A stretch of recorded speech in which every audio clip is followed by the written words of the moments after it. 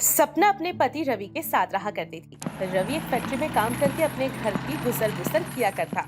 ऐसी एक शाम रवि अपने घर पर आता है और अपनी पत्नी सपना के साथ खाना खा रहा होता है। तभी अचानक से उसका फोन बजता है। रवि जी, नेहा का फोन आ रहा है, आप उठा लीजिए। सपना, फोन तुम्हारे पास रखा है, तुम उठा लो ना फोन। अच्छा बाबा, ठीक है। इतना बोलकर सपना फोन को उठा लेती है और अपनी ननंद नेहा से बात करती है। हेलो ननद जी, कैसी हो आप? और घर में सब ठीक है ना?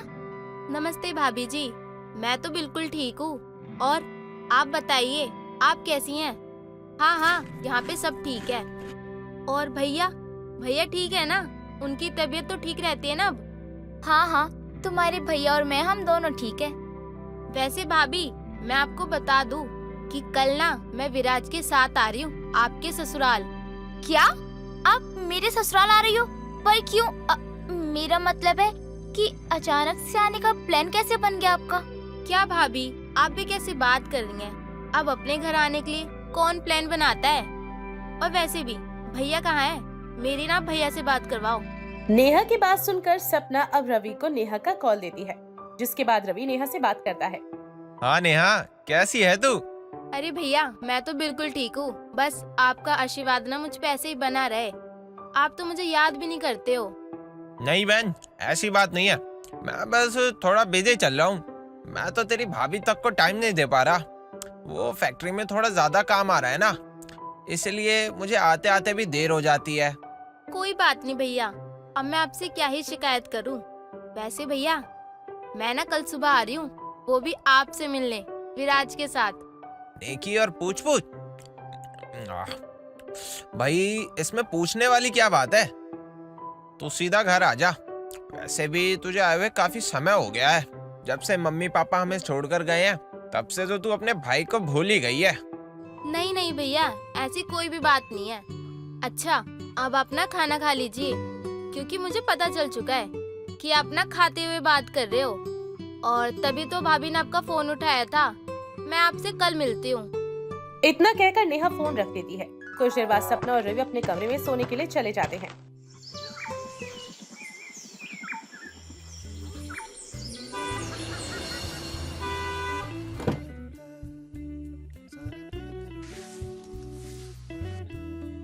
क्या भाभी, आपकी भी कैसी आदत हो गई है?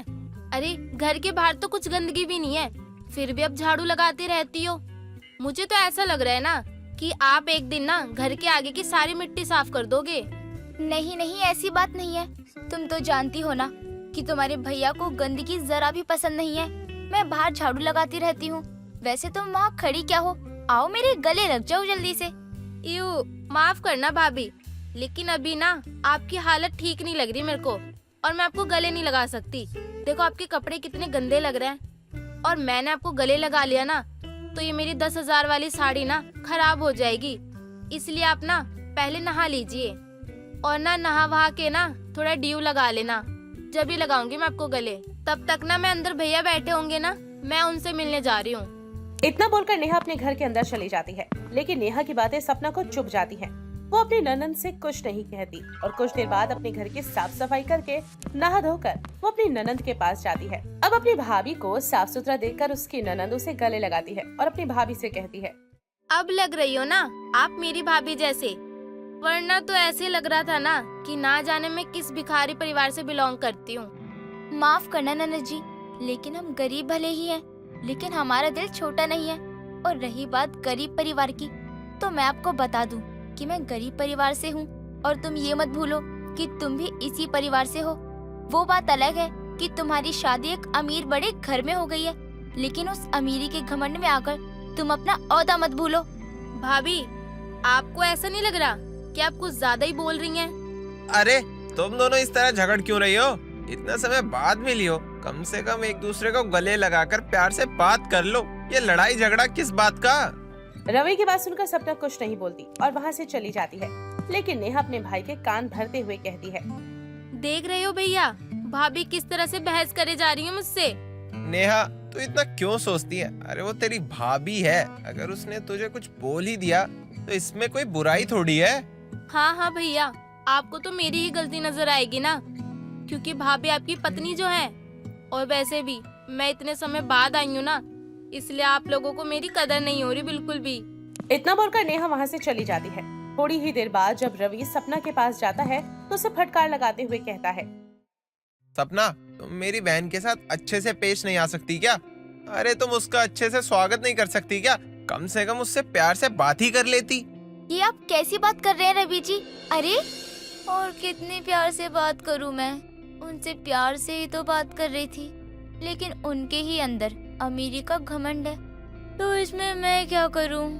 सपना नींद में सब कुछ बोल ही रही होती है कि तभी रवि उसको जगाते हुए कहता है, सपना, क्या हो गया तुम्हें? तुम इस तरह चिल्ला क्यों रही हो? और किसको अमीरी का घमंड है? सपना रवि के जगाने पर उठ जाती है। वो देखती है कि बाहर का सूरज निकला हुआ है और रवि उसके बगल में बैठा हुआ उसको आवाज लगा रहा है। सपना, क्या हो गया तुम्हें? तुम इस तरह घबरा क्यों रही हो? कोई बुरा सपना देखा क्या तुमने? रवि जी, वो क्या है ना, मैंने सपने में देखा कि ननद जी अपने घर आई हैं और मेरी उनसे जरा भी नहीं बन रही, क्योंकि उनकी शादी एक अमीर और ऊंचे खानदान में हुई है, इसीलिए उनके अंदर बहुत ज्यादा घमंड है। वो मुझसे सीधे मुंह बात तक नहीं कर रही हैं, जिस पर आप मुझ पर गुस्सा कर रहे हैं। सपना, ऐसा कुछ नहीं है। हमारी नेहा बहुत अच्छी है, तुम जानती हो। चलो अब ज्यादा मत सोचो, क्योंकि हमारी नेहा आती होगी और तुम्हें उसका अच्छे से स्वागत करना है। तुम जानती हो ना, पूरे 7 साल बाद आ रही है वो। मैं जानती हूँ रवि जी कि वो पूरे 7 साल बाद आ रही हैं, बस इसीलिए थोड़ी सी घबराहट हो रही है कि कहीं मेरे स्वागत में कोई कमी न रह जाए। अरे बाबा, ऐसा कुछ नहीं होगा, तुम इतना क्यों सोच रही हो? चलो उठ जाओ जल्दी। रवि के कहने पर सपना उठ जाती है और जल्दी घर का सारा काम खत्म करके अपनी ननंद नेहा के लिए उसके मन पसंद का खाना बनाती है। कुछ देर बाद सपना घर के बाहर एक बड़ी सी कार आकर रुकती है, जिसमें से नेहा और उसका पति विराज बाहर आते हैं। अरे ननद जी, आप आ गई? हाँ भाभी, मैं आ गई। और आपने ये अपना कैसा हाल बनाया हुआ है? हाँ भाभी, आप इतनी सुंदर हो और इस तरह से मिट्टी में सनी हुई हो। अरे आपको पता था ना कि हम लोग आने वाले हैं। अरे थोड़ा तैयार होके रहती। कैसी हालत बना रखी है आपने। अरे तो क्या हो गया, भाभी मिट्टी में सनी है तो क्या हुआ? जैसी भी है मेरी भाभी है, क्यों भाभी? नेहा ये बात बोल ही रही होती है कि तभी सपना को अपनी सपने वाली बात याद आती है। अगर मेरा सपना सच हो गया तो नहीं, मैं अपने सपने को सच नहीं होने दूंगी। मैं ननद जी को गले लगाऊंगी ही नहीं, जितना हो सके उनसे कटी कटी रहूंगी। इस तरह सपना एक झूठी मुस्कान दिखाते हुए हामी भरती है। नेहा जैसे ही सपना को गले लगाती है, नेहा, मुझे लगता है ना कि तुम्हें अंदर जाकर रवि जी से मिलना चाहिए। वो तुम्हारा सुबह से इंतजार कर रहे हैं और तुम्हें पता है आज उन्होंने मुझे जल्दी भी उठा दिया था। अरे भाभी, मैं भैया से बाद में मिल लूंगी, पहले तो मैं आपसे गले मिलूंगी, बहुत समय हो गए। नेहा, अभी मैं गंदी हो रखी हूँ। तुम एक काम करो ना, तुम घर में जाओ, मैं अच्छे से फ्रेश होकर आती हूँ। सपना नेहा को गले नहीं लगाती। जिसके बाद नेहा भी घर के अंदर आती है और अपने भाई को गले लगाकर अपने भाई से ढेर सारी बातें करती है।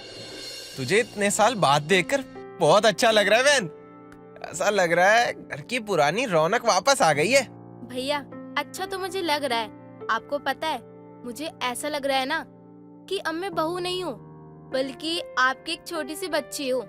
मुझे ऐसा लग रहा है ना कि मेरे साथ कोई जादू हो गया और मैं ना अपने बचपन में आ गई। ये गांव की गीली गीली मिट्टी की खुशबू, आहा, मजा आ गया। आपको पता है भैया, मैंने ये सब ना अपने ससुराल में बहुत मिस किया, और आपको भी। ये तो बहुत अच्छी बात है नेहा कि तुझे अपने मायके की याद आती रहती है। खैर छोड़ इन सबको, ये बता तू खाने में क्या खाएगी? आज जो तू कहेगी ना वही मिलेगा तुझे, क्योंकि तेरी भाभी ने सिर्फ तेरी ही पसंद का खाना बनाया आज। अरे वाह भैया, ये तो बहुत अच्छी बात हुई। वैसे भैया, भाभी कहीं नजर नहीं आ रही, और उन्होंने तो मुझसे सुबह ठीक से बात भी नहीं की। क्या हुआ? उनकी तबीयत तो ठीक है ना? हाँ नेहा, उसकी तबीयत बिल्कुल ठीक है। वो क्या है ना, तू इतने दिनों बाद घर आई है, इसलिए वो थोड़ा कंफ्यूज है कि तेरे साथ उसको कैसा रिएक्ट करना चाहिए। आखिर एक समय में तुम दोनों एक दूसरे के अच्छे दोस्त जो बन गए थे। ये बात तो है भैया। वैसे सच कहूँ तो मुझे ना यहाँ पे आज माँ की बहुत याद आ रही है। आज से 7 साल पहले जब मैं यहाँ पे आई थी तो माँ थी, लेकिन आज जब आई हूँ तो यहाँ पे माँ नहीं है। कितना सूना सूना लग रहा है ना भैया। हाँ सही कह रही है, वो तो है ही। रवि और नेहा इमोशनल हो गए थे, लेकिन तभी विराज उनकी बातों को काटते हुए कहता है। अरे भैया क्यों परेशान हो रहे हो? अरे मम्मी जी पापा जी नहीं है तो क्या हो गया? आप और भाभी भी तो हमारे माँ बाप जैसे हो। वैसे इन सबको छोड़ो और ये बताओ खाने में क्या खिला रहे हो भैया? बहुत भूख लगी है मुझे तो। हाँ हाँ, आप तो हर समय भूखे ही रहते हो। जहाँ खाना नहीं देखा कि वहाँ आपको भूख लग जाती है। अरे बाबा जब भूख लगेगी तो बोलूंगा ही ना, भूख लगी है मुझे। हाँ हाँ क्यों नहीं, तुम यहीं बैठो, मैं अभी सपना को आवाज लगाता हूँ। सपना, सपना, खाना लगा दे, दोनों को भूख लग रही है। रवि की आवाज सुनकर सपना सभी के लिए खाना लगाती है और खुद नहीं बैठती। ये देखकर नेहा को जरा भी अच्छा नहीं लगता। वो उसे कुछ नहीं कहती। कुछ देर बाद सभी लोग जब खाना खा के आराम करने जाते हैं, तभी नेहा अपनी भाभी के पास जाती है और उससे कहती है। भाभी क्या बात हो गई? मैं काफी समय से देख रही हूँ, आप ना ही मुझसे बात करती हैं और ना ही आप मेरे पास आके बैठती हैं। आपको मेरा यहाँ पे आना अच्छा नहीं लगा क्या भाभी? ये कैसी बात कर रही हो ननद जी? भला मुझे तुम्हारे यहाँ आने से क्यों ही दिक्कत होगी? तो फिर आप मुझसे सही से बात क्यों नहीं कर रही हैं भाभी? नेहा की बात सुनकर सपना एक लंबी सांस भरती है और उसे अपने सपने के बारे में बताती है।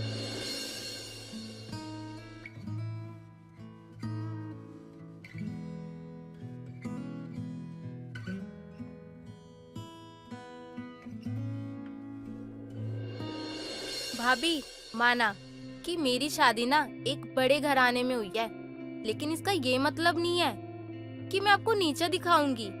भाभी आप ऐसा कैसे सोच सकती हैं? और मैं ऐसा कैसे भूल सकती हूँ भाभी कि मेरा यहीं पे जन्म हुआ है और मैं यहीं पे पली बड़ी हूँ। आप भी भाभी क्या सोच लिया आपने? और भाभी एक बात बता दूँ आपको, मैं आपको भाभी नहीं मानती, बल्कि मैं आपको अपनी माँ मानती हूँ। तो ये सब बातें ना आप अपने दिमाग में मत लाया करो। नेहा की बात सुनकर सपना का डाउट क्लियर हो जाता है, जिसके बाद वो नेहा को गले से लगा लेती है और इस तरह सपना अपनी ननद के स्वागत में कोई कमी नहीं छोड़ती।